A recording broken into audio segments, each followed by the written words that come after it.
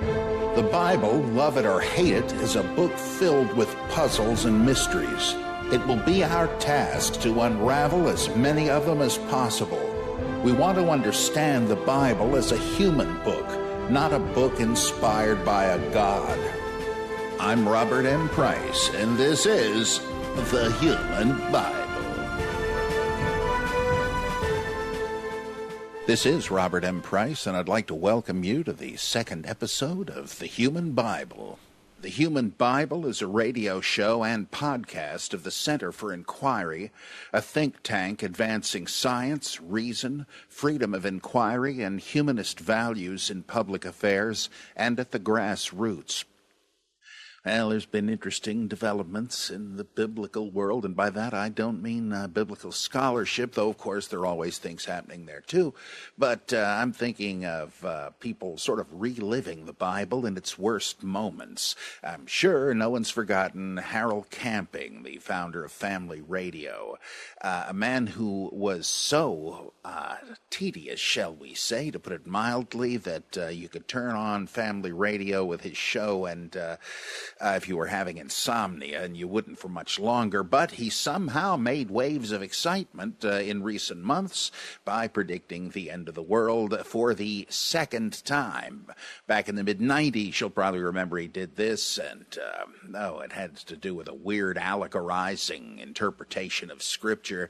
It didn't pan out, in case you hadn't noticed. So then he got emboldened again and came up with a date, and it was plastered all over billboards all over the country, and people sold everything they had to promote this. And guess what? Look at the calendar. It's still going.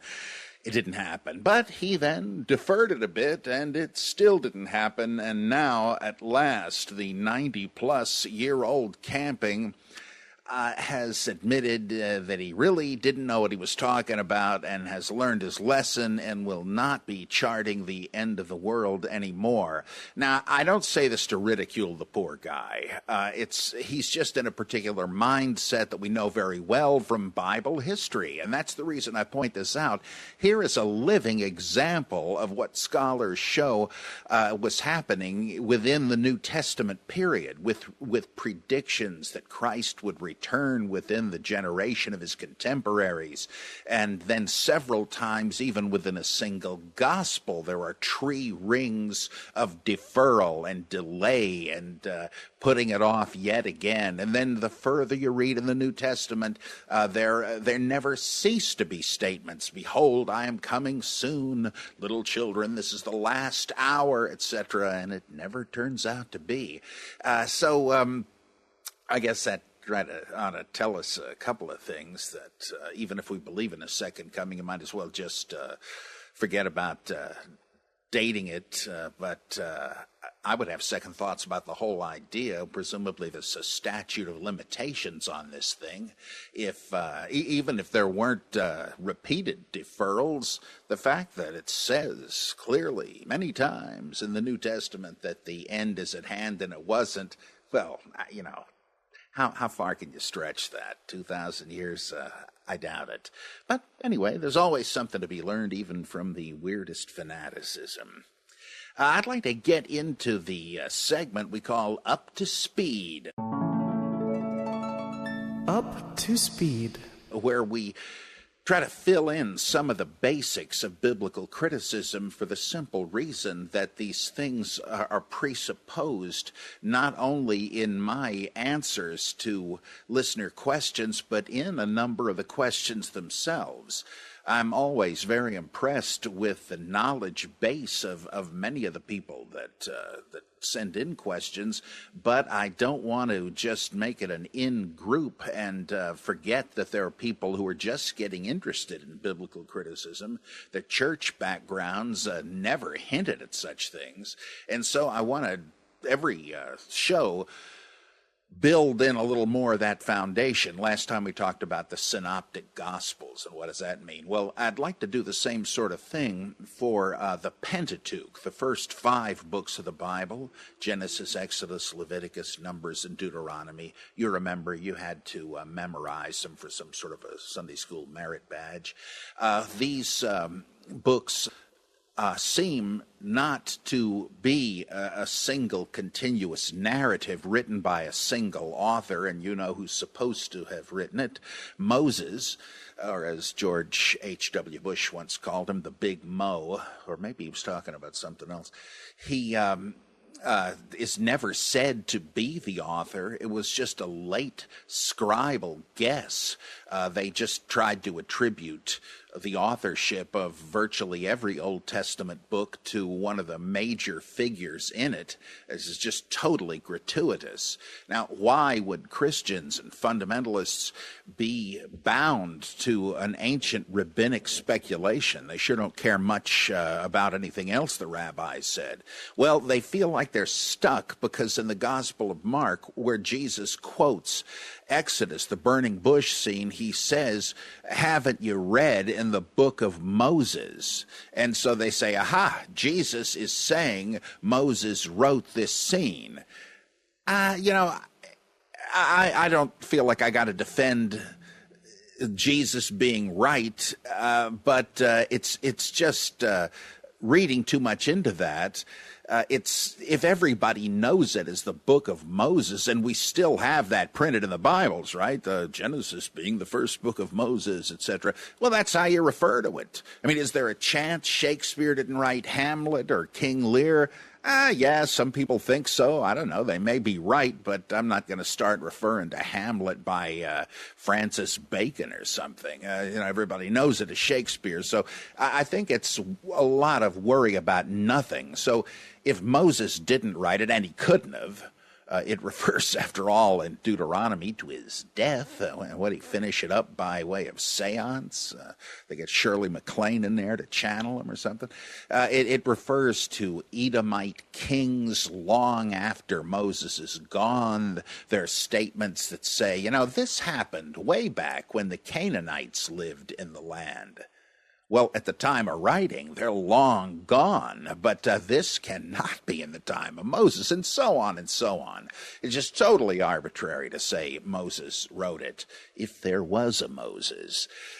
And that's asking a lot. So do we know who did write it? Well, we don't have any names, but that's almost beside the point. We can divide it up into four basic sources, and we can distinguish them by style and vocabulary, by historical assumptions, and so on. And though it is difficult to date them, it's not that difficult to divide up the text this way. Several books have been done that restore the continuity of each of the narrative sources by itself. It works very well. Even if you don't know Hebrew, once you get the knack of this, you can read a passage from any of the five books, the Pentateuch, the Torah proper, and tell which source it comes from. So what I'd like to do is to just outline what we surmise about the four sources, because it will come in handy several times. The oldest apparent source of the Pentateuch is what's called the J source. Again, no actual name. Why do we call it that? Well, for two reasons. This works out so handy. The writer referred to God as Jehovah, or actually a better transliteration would be Yahweh. Beginning with a Y in English transliteration, but the German scholars who came up with this spelled it with a J because they pronounce it like a Y, right? Jawohl, spelled with a J. So Jehovah or Yahweh is the name of God, so there's a good J. And other sources don't necessarily do that. Then secondly, the stories in the J source primarily take place in the south of the Holy Land, namely Judea or Judah. And that implies that whoever J was, he was a kind of collector of materials, much in the spirit of the Brothers Grimm. They were afraid that in the modern era, with it encroaching, that the old wives' tales and fairy tales would disappear. So before that happened, they went around and interviewed loads of people who knew these old stories and wrote them down in more than one version. And they preserved them, and we've got this great monument of German popular culture, Grimm's fairy tales, right? Well, Jay, whoever he was, must have done this too. He went to sacred groves, he went to local altars, he went to all sorts of holy places and asked the attendant priests, Father, why is this holy? And he'd say, well, don't you know, this is where Father Abraham had a vision of Yahweh, and he told him this and that. Okay, and he wrote it down. Or he would just hear it, stories around campfires, whatever, and he would write them down, and then eventually put them into as best a continuous narrative as he could. You can tell it's a patchwork because not all of it fits together. For instance, there's the great story of the flood of Noah, but there are other stories that presuppose no flood, but just an ongoing history from the creation. And, well, what was he going to do? He wanted to save it all. He wasn't just going to cut out what didn't fit. Good luck reading it. His is the most poetic of the sources. In fact, some think that his original material was all in verse and that he flattened it out somewhat to create a kind of prose epic.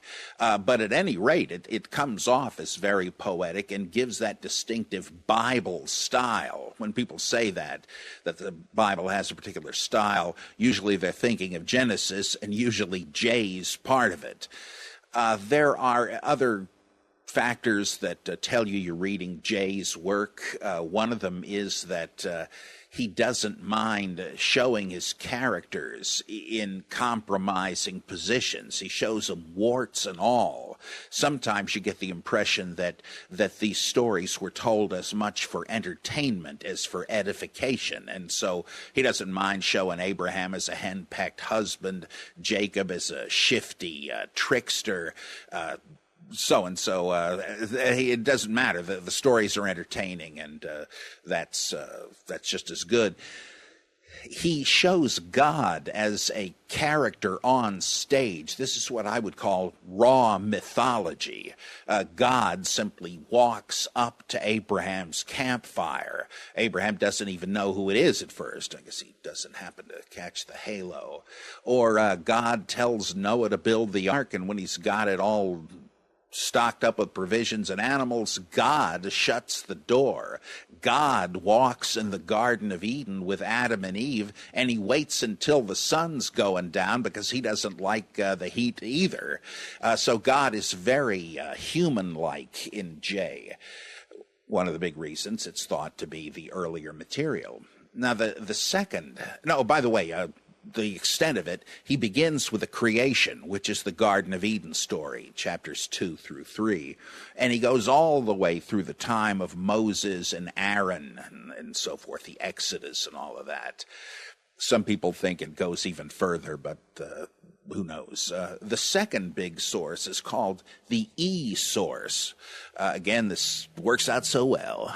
The compiler here refers to God as Elohim, or El, which two versions of another name for God, also a generic word for God. All gods, true or false, could be called Elohim. But Elohim is used, even though it's a plural, it's used as a name for God. This one starts out not with the creation, but with the patriarchs, with Father Abraham. And then it goes on through, again, Moses and Aaron and the Exodus and so on.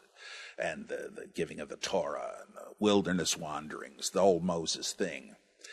This one seems to be later. It seems to be subsequent to J. Oh, yeah, the other E, I'm sorry. The stories take place usually upstairs in the northern part of the country, Israel proper, and also called Ephraim for one of the tribes. I don't know how that happened, but nonetheless, they often spoke of the northern area of Israel as Ephraim.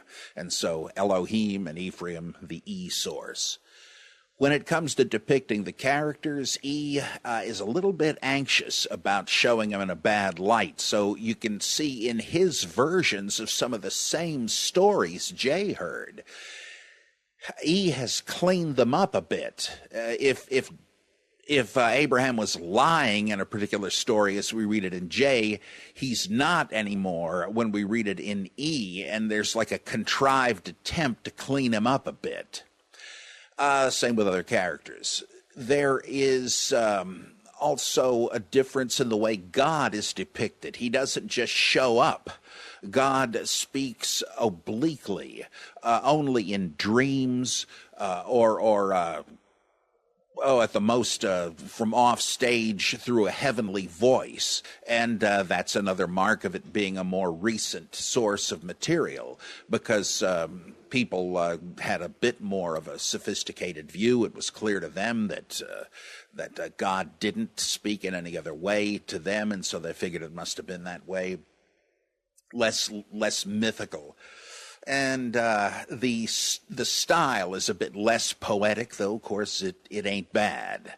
Now, eventually, E switches over to calling God Yahweh in the early chapters of Exodus. And so from there on in, he says, okay, this is what you should call me from now on, Yahweh or Jehovah. But then you can have both names used. And so that becomes a little less reliable as a criterion for which source you're dealing with. The third source is Deuteronomy, the Greek term meaning the second law. This was essentially an elaborate law code to which somebody prefixed a historical preface, which they cobbled together from summaries of a combined J and E. Someone had already combined those two into a long epic, and whoever added the historical prologue to the law code of Deuteronomy summarized J and the J-E combination.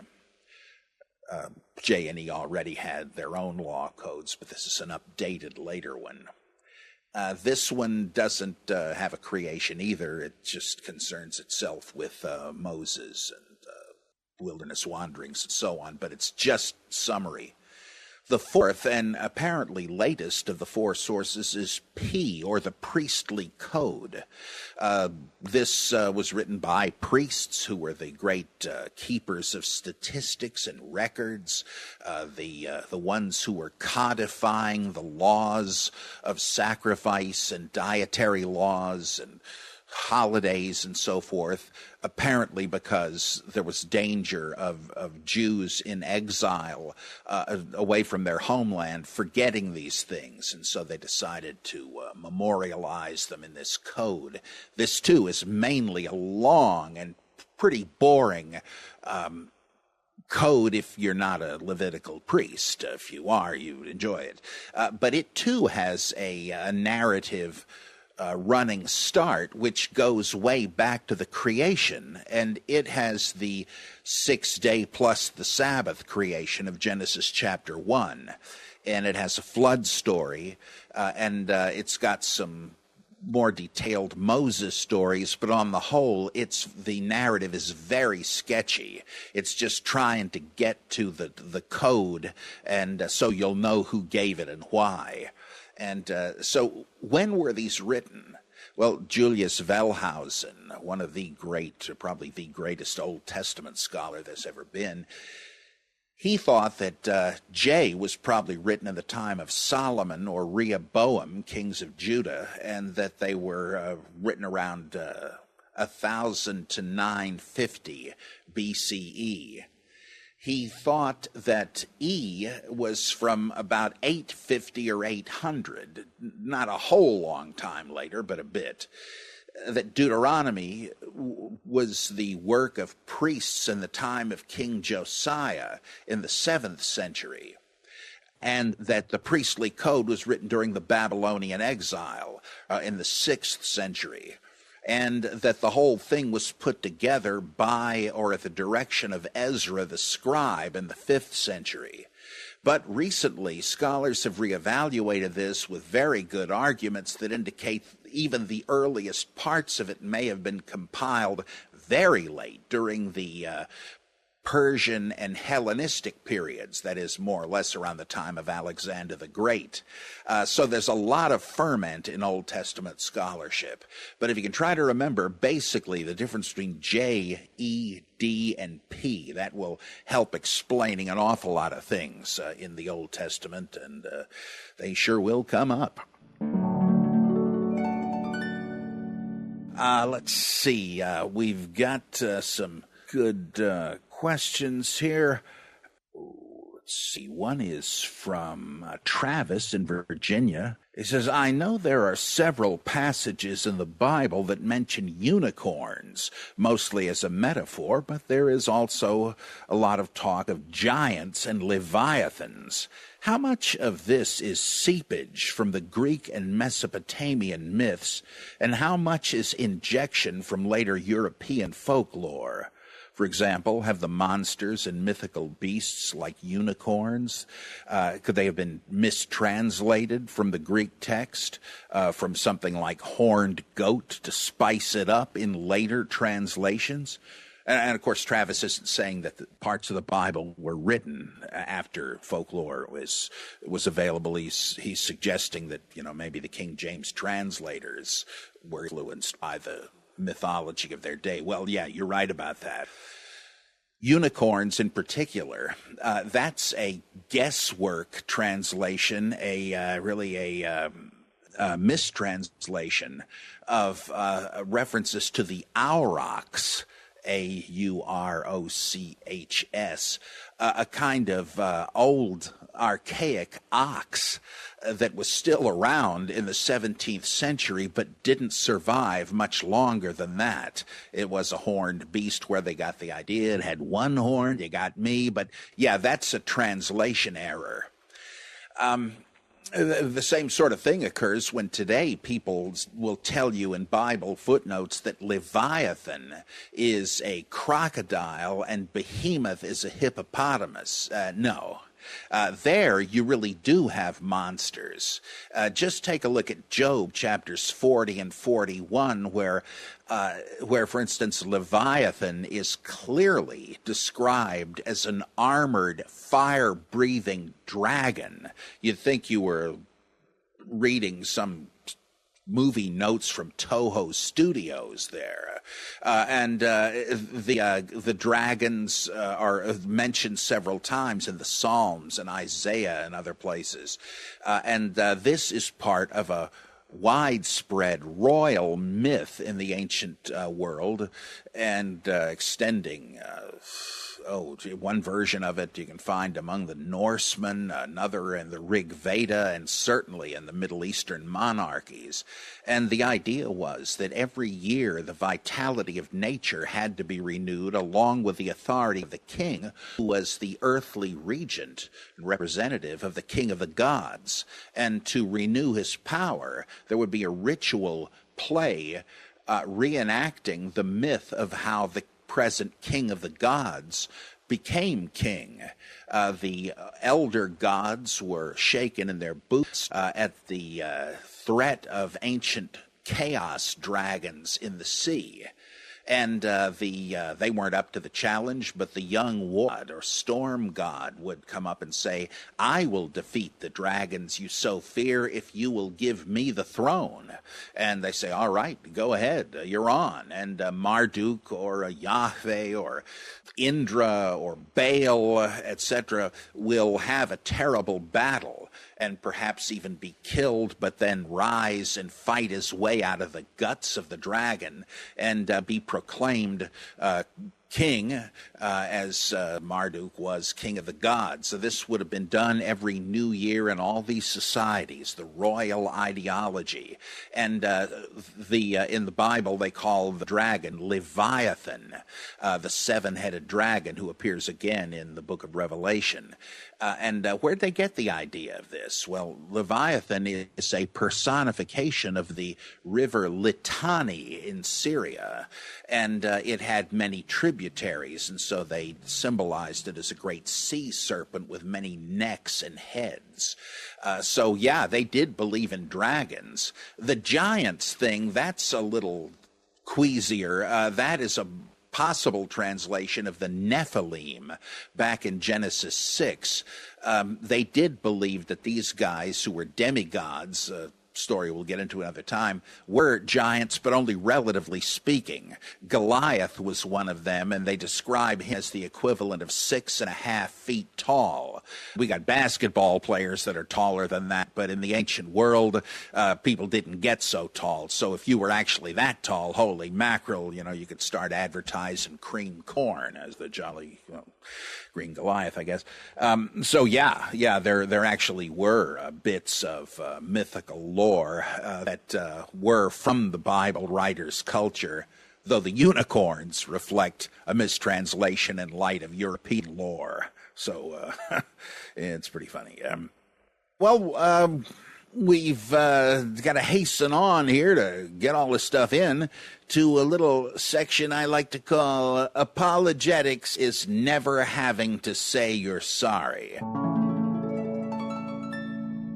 Some of you might be old enough to get the pun. I don't know, but it doesn't much matter.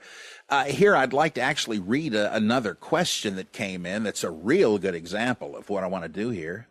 This is from Iron Jack, a long-time listener to my podcast. He said, I had noticed this, but it was actually relayed to me by a friend who, while a true believer in Christ, is sane enough to know that the Bible is not inerrant. He pointed out the following to me. To show his faith, Abraham offered his only begotten son, Isaac, as a sacrifice. And he gives Hebrews 11:17, but of course you can find the same thing in Genesis, refers to him. Take your son, your only son, Isaac, and sacrifice him. Then Abraham had a firstborn son named Ishmael in Genesis 16:15.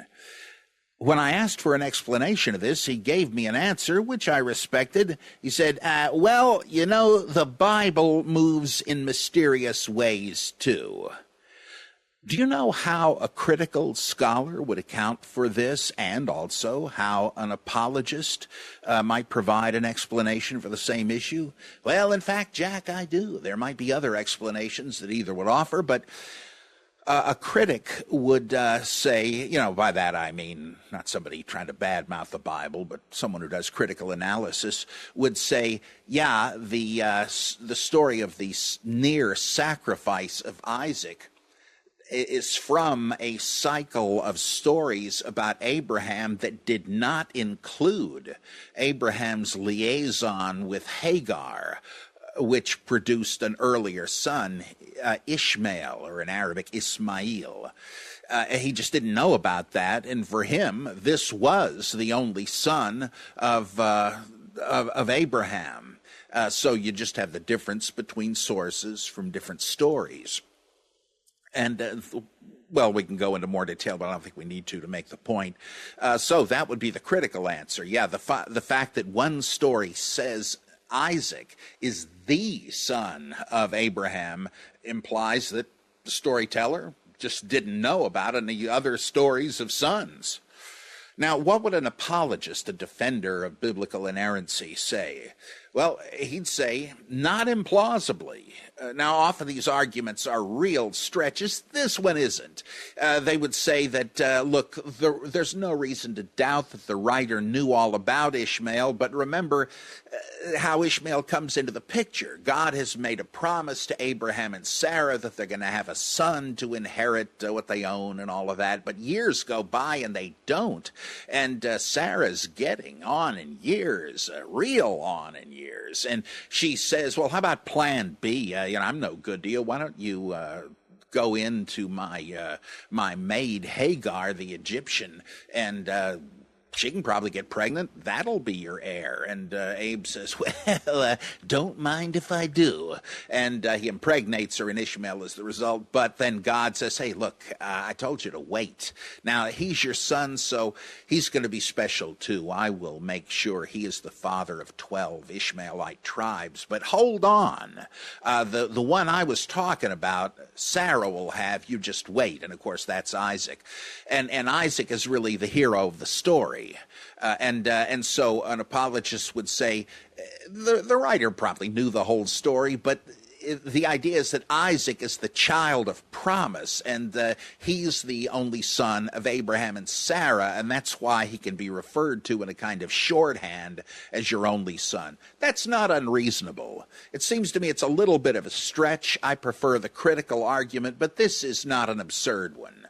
That's certainly worth considering. So, I guess if you use this apologetic device, you don't have to say you're sorry.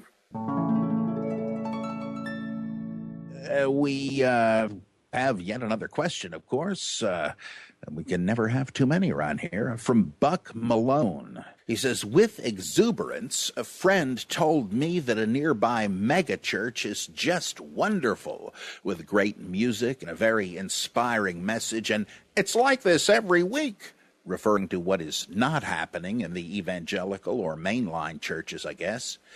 I checked their webpage, and with the 20 or so staff members, none of whom were titled reverend, pastor, or elder, but some inane business titles like worship manager or executive officer. No one had a bachelor's degree in Bible, much less a master's of divinity, and even much less a doctorate. Are there sections of the Bible that chronicle a similar fear of education? This seems to be a very disturbing trend if people are placing personal and familial in just such a system. Well, modern people like anonymity. Right? They don't want to be jumped on by a welcoming committee. Plus, a lot of people had bad experiences with churches in their youth, and that is explicitly the reason why megachurches try to be as secular as they can, even though they're fundamentalist in their theology. It's funny, they used to excoriate liberal modernists for being secular, but these people are trying to hide their religiosity, in a sense, under a bushel. Often, these megachurches are set up like meeting halls, stadiums. Instead of a narthex, there's a huge lobby with potted trees and the like, reminiscent of a bank or a hotel lobby. They won't even be called churches sometimes, but worship center and so on. There's no ecclesiastical decor. Just think of Joel Osteen, the most mega of mega churches. It's a basketball stadium. Even what is preached tends to be practical wisdom, and I'm not saying it's not wise, right? Things, marital advice, financial advice, parenting advice, and so on. Stuff that's practical. Now, I'm sure they have classes throughout the week where they do want you to learn conservative theology, but I would think you might even be surprised to hear that once you've heard the sermons. So there's this attempt to repackage the thing, to win over people who had been sick of church and to avoid the bad associations they have. To me, they're really stripping the church experience of the last vestige of what makes it attractive to some of us, namely the aesthetic element, the symbolism of the tradition, the liturgical, dramatic aspect of it, all of which really are quite independent of having any beliefs. Here, in my personal opinion, you got the worst of both worlds. It's just secular in the sense of like going to a lecture somewhere, which is fine if you go into a lecture, right? But is this really what you want out of a church? And it's got the simple-minded ideology. Now, does the Bible ever defend a lack of education? It sort of does, I think. Father, I praise you that you've hidden these things from the wise and the intellectual, but have revealed them unto babes, for such was your will, Matthew 11. Or 1 Corinthians 1 or 2, somewhere in there. God has chosen the foolish things of the world to shame the wise. Not many of you, my brethren, were wise in the worldly sense, but God has chosen the foolish in the eyes of the world, etc., etc. That's a little disturbing to me. It kind of is saying, you're simple-minded, be like a child, that's good, you're God's favorite. Because if you approach it intellectually, you're just not going to be willing to believe whatever you're told. And if that's a virtue, you're not virtuous. It's these churches are, I think, an instance of that kind of thing. I hope I'm not caricaturing them, but I don't think I am. I welcome correction, though, in any event. You know what comes next? Guess it could be a few things, but you probably have prophetic powers. Is that in the Bible? Is that in the Bible? I just love pointing out these weird little passages that you will never hear preached on. And it's just fun to speculate about what they mean and so on. Well, here, this is chancy stuff, but it has to do with, oh boy, the notion of human sacrifice in the Bible. Is there such a thing? Well, there are plenty of people that will swear up and down that no, of course not. But I beg to differ. In Exodus, we have what is sometimes called the Book of the Covenant, the earliest of the various so-called Mosaic law codes placed cheek by jowl in the Pentateuch. And this one is in Exodus 22, 29, that's 29 and 30, ritual concerns here, sacrifices and so on.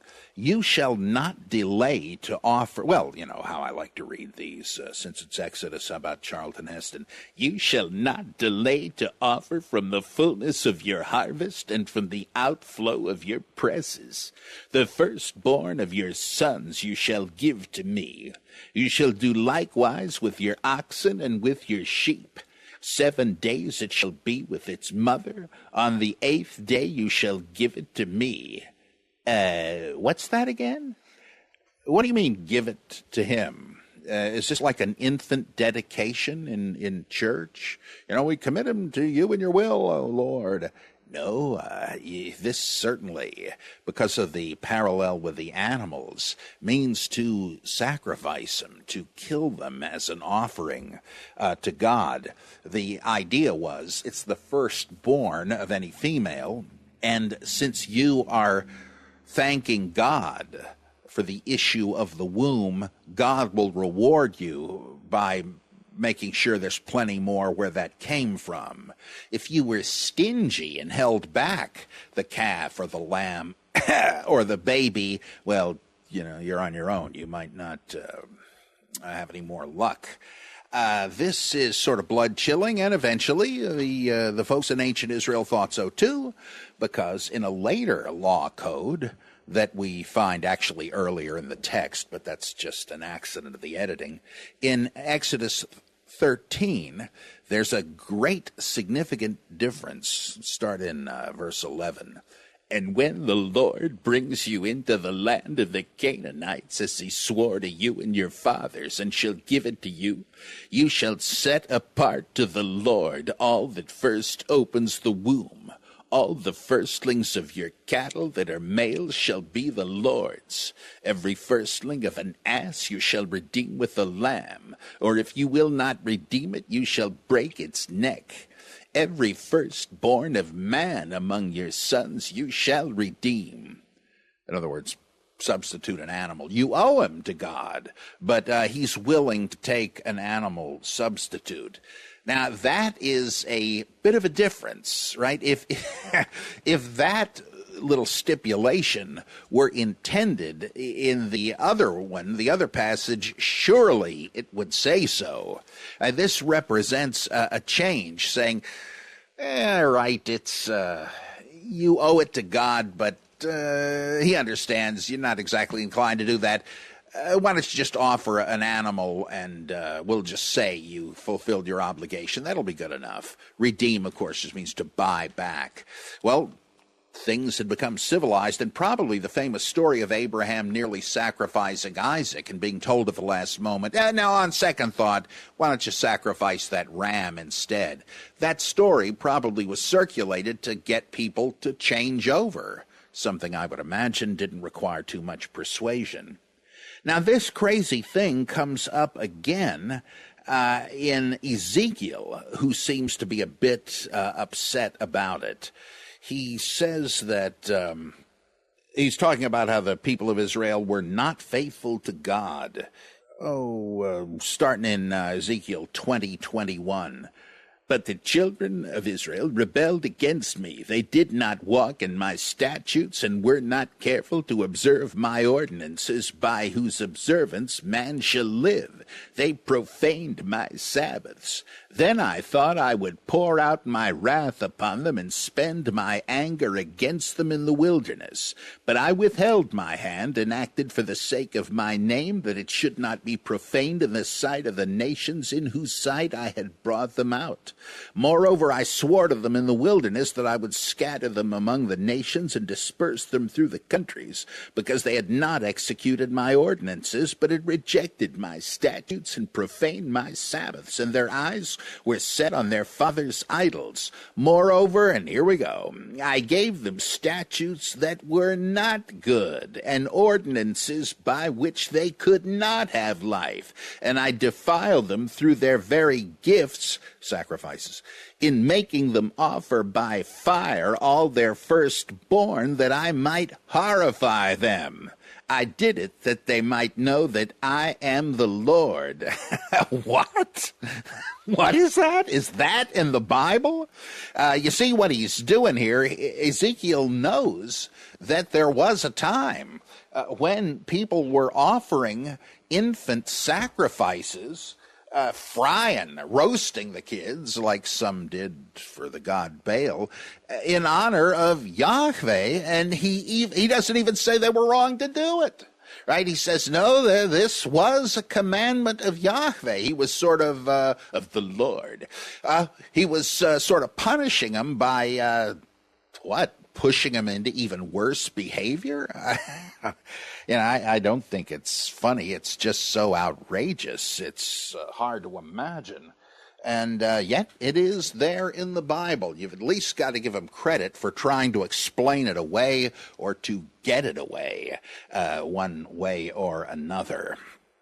Well, there's plenty more odd material this kind in the Bible. And I guess I feel like people do have to be confronted with this stuff because of the tall claims they make for the Bible, that it's a paragon of virtue. Everything in it is infallible in fact and even more importantly in ethics. What do you do with this? And just one more thing. If you can say, if a Bible writer can say that God has issued evil commands, what does that say to you about revelation in general? I mean, people piously say God cannot lie, and so Scripture cannot err. Well, was he wrong on this little utterance? Oh boy, what a headache. And of course, the only way to get rid of that headache is to take a couple of tablets of biblical criticism and call me in the morning. That ought to do it for this installment of the Human Bible. I'll see you soon on the next episode of The Human Bible.